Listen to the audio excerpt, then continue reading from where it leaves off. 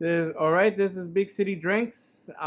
Ace, this is Alex. And Alex, what do we have here? Here's another whiskey review. Today we'll be having the good old Forester 86 Classic Brown Foreman uh, Classic Bourbon, Starter Bourbon. All right, Alex, so Old Forester 86. What can you tell us about this? This, my friend, is one of the classic bourbons, uh, classic starter bourbon. If you know anybody that's really getting into bourbon, then this is one of the things I would always suggest. It's 86 proof, so it's not that strong. Some people don't really get adjusted to whiskey because usually they'll start with something real high.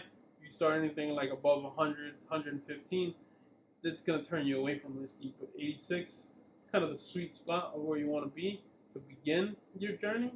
This is one of my favorites. The fact that it's also readily available and quite cheap, usually about somewhere between 18 $25. Probably even get a bigger one for like 28 30 will probably get you for 1 liter. This is just a regular standard bottle. But definitely, this is one of the things that we use for old fashions, good mixer, relatively all around whiskey, at least for me. Um, I can tell you this much on this bottle.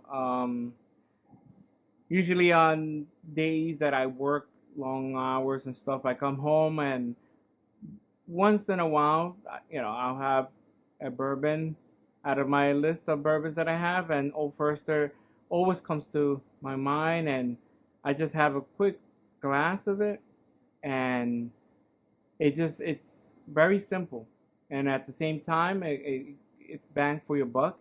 It wasn't that expensive, like you said, and it's one of my favorites. The lineup of Old Foresters too are just amazing. It just keeps going up from there, from the birthday to the anniversary to what is the movie promo, The Statesman. Yeah, the Statesman from the Kingsman. You And also have the special new edition, which was the distillery only series, which was the Angel Share, I believe, if I remember I correctly. totally forgot about that one. Yes, That one you have to really go to Kentucky to get, but if you're around the area, definitely get it. Or if you're visiting Kentucky, it'd definitely be a great thing to have. But yeah, Old Forester is definitely a classic. History itself is a classic bourbon. It's from Brown Foreman, the company that makes it. One of the things from them that makes them so great is they've been making whiskey since 1870, and they're the oldest. They're one of the oldest distilleries that is still owned by the family that has distilled this the entire way. They've lasted before Prohibition, through Prohibition, and beyond Prohibition. And Brown Forman is probably one of the companies that stands the test of time, and that's why Old Forester is a classic. 1920 is one of my favorites. Like how you say you come to Old Forester and you drink this on occasions. My go-to is the 1920. Again, I've been a little bit into the bourbon game a little bit too long now, where I'm starting to really enjoy the high proofs. And for me, 1920 is bang for your buck, my favorite. all right, Alex. Tell me what you think. Oh, the smells really good. It smells a little bit young, which you kind of have to give it to the bottle. It's only $18-25, so you're gonna have young whiskey. It's not a George T. Stagg, where it's been refined for a long time, or you know, had its time to age. Yeah. But it definitely, for the price point, it smells really good. I'm getting a couple of different notes to it. Trying to swirl it a little bit more to see if I can open up as much as I can. Um, I'm getting sweet, a sweet smell. I'm getting sugar, brown sugar. I'm getting apple.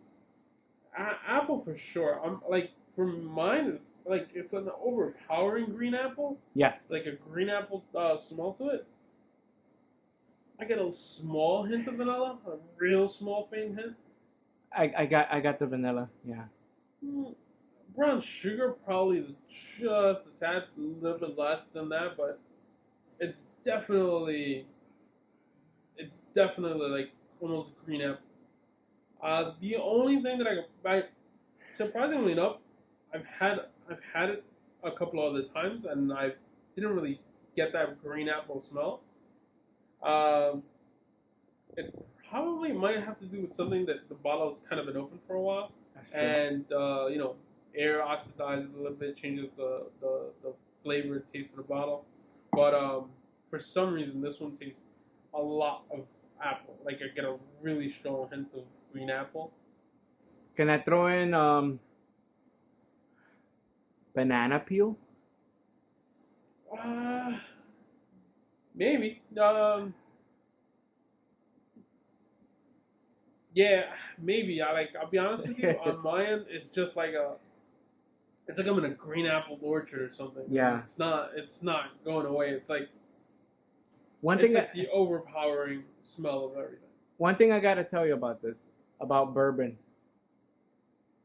When you smell as many as bourbon as I've smelled, and tasted, and everything, I gotta tell you this: bourbon, for the most part, it smells amazing. All bourbons, just on the smell alone, it gives you this tropical smell, and everything is fruit and sweetness, and but bourbon, for the most part, smells amazing. Yeah, it has something. It definitely has something to do with the wood barrels that they Yeah, use, and that's one of the things that I do enjoy. Whether it's bourbon, it's a rye, or it's another type of whiskey, yeah, you always get like a different smell to it. But like bourbons and ryes have this unique smell to it that I don't know. For some reason, I gravitate more towards. Like, sure, don't get me wrong, I do enjoy single malt Scotch here and there, yeah. but it's something about the bourbon that keeps bringing me back. It's the smell, the taste. Like you get like one bottle can be completely different from another, and you can get a whole different types of fruit, chocolate, wildflower, all these different things Yeah. that kind of makes bourbon like a fun thing to do. Like because it's an experience. All right. All right, cheers.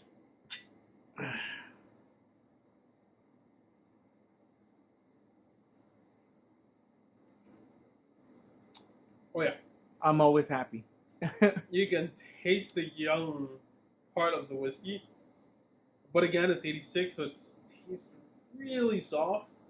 It's really good. It's a good sipper. Yeah. It's a you'd be a daily sipper for most people.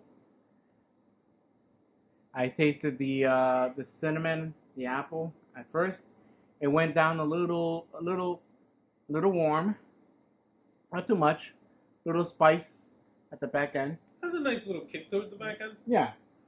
I taste more of the vanilla and a little bit of the brown sugar more than the apple. Slight cinnamon. Mm, Mm. it's very small, but it's weird because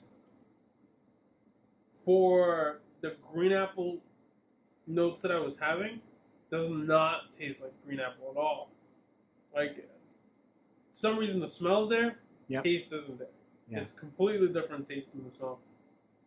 Like smell this, I can smell this all day of the week. Yeah. It's just that nice little aroma. Sometimes even on like a higher proof whiskey, like I can sip a good whiskey even though it's high proof, like 115 and above, and I'll probably sit on it for about an hour, or a little bit more, just because most of the time, like I'll take small sips, but the smell of it just keeps bringing me back, and it's like I don't know, it's weird. For me, it is like I could just smell whiskey for a long time and sip by very little and still enjoy myself. For a seasonal smell, which season would you describe this one to land on? I don't know. This one's a little bit of any time of the year type of situation. Yeah. I can't really see like, oh, I can see myself in the summer or in the winter. I got a little bit of spring. No, I completely get like any time of the year. Anytime. Any time of the year is good for Old Forester and Brown Foreman. That's right? true. And the thing is, they vary with all the different things that they have. They have That's the true. single barrels, they have the whiskey roast Yep. series, you got the real special editions like birthday, things like that. That'll change everything for you. Where it's always a good time to have Old Forester, and you can always find a good bottle that you'll love. And depending on the time of the year, maybe you find one bottle better than the other. But the Old Forester 86, definitely. I probably would personally myself. I can see myself doing the Old Forester 100 just because I'm a little bit more of a proof guy than Yeah. the average person. But Old Forester 86 is a great bourbon for starters, for mixers. I'll even do the Old Forester Rise. The Rye section of them are pretty good too. Yeah, they have a Old Forester 100 rye Yeah, they have the 86 Rye and the and the 100 86 Rye. rye as well. I'm not sure if they have any others, but definitely those two for That's true. sure. And you got the single barrels and things like that. And I do believe they might also have something similar to how Wild Turkey has the Russell's Reserve. I think I don't remember what they have, but they also have like a special type of bottle that's not Old Forester, but it's from that company, and they're like, this is our little like version of Russell's Reserve type of situation. Nice. I wonder what they are I called. think it might be Coopers or Coppers. I'm not. Oh, I've seen off, I've seen the brand. off I the didn't top know of my that head, from I don't Coopers. remember, but it's like it starts with a C. I just don't remember off the top of my head. I'll be honest with you. The finish for this. How would you describe the finish? Is same, almost the same thing, or does it dim down? Definitely young, definitely brown sugar, Yeah, I got definitely that. vanilla. But, Honey? No honey? no, I don't. No, I feel like my tongue is a little coated in honey Yeah. more than anything. Like that would be like the thing. Like when you like take a little thing of like a dollop of honey and then it's like all over your tongue and you feel that like coating on your tongue. That's what I get really of honey. But yeah, it's mostly brown sugar vanilla type of situation here. I don't really get the smell the smell that I thought I was gonna taste. Definitely is not there. But overall, it's still good, man. It's perfectly fun starter whiskey. Would you describe? Oh no, actually, would you recommend this as a staple?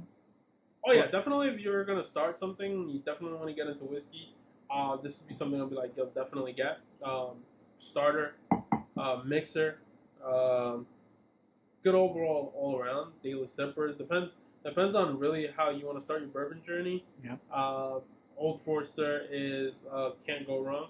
I think for a mixer like a old fashioned would definitely go well. I think old fashioned this would be perfect. Yeah. You get this. You get a couple of other things that are relatively just as cheap. The only thing about this one that I kind of don't like is that it's not age stated, so it's going to be young. So it's going to be still going to have that young thing. And you could probably try the 1870 from the Whiskey Row, which is I believe is the bottled and bond.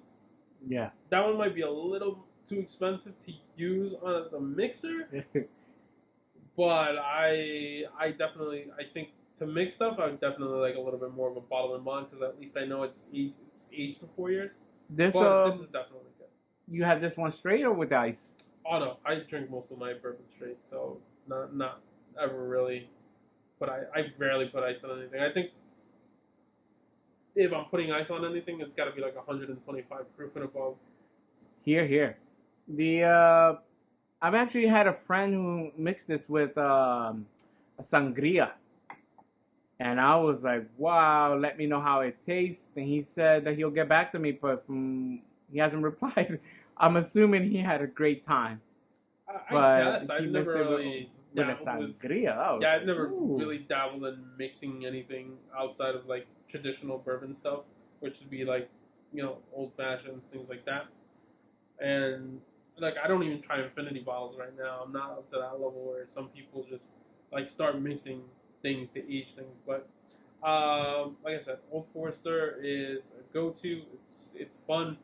It's a great starter. It's cheap, and then when you upgrade your palate from here, you can always go up to the ladder on the Whiskey Row series. You can try the 1870, the 1910, 1920. I think it's the other one's like 1898. I think. Yep.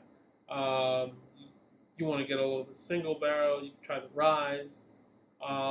Then eventually, if you want to like really, celebrating over here, you got like the birthdays, but those are gonna cost you a little pretty penny. And of course, you always have the one where you gotta go to the distillery to pick some stuff up. Okay. All right. So this was the review for the Old Forester 86, and it looks like I'm running a little short. And any place I like to buy my bourbons, especially, is at 36th Avenue Wine and Spirits is where I pick up mine. Of course, in Astoria. Also, I want to thank everybody for liking our pages on Instagram, Big City Drinks 1, on Twitter, Big City Drinks, and on YouTube. Big City Drinks. And this is our review. Thank you very much, Ace, and this is Alex. Cheers.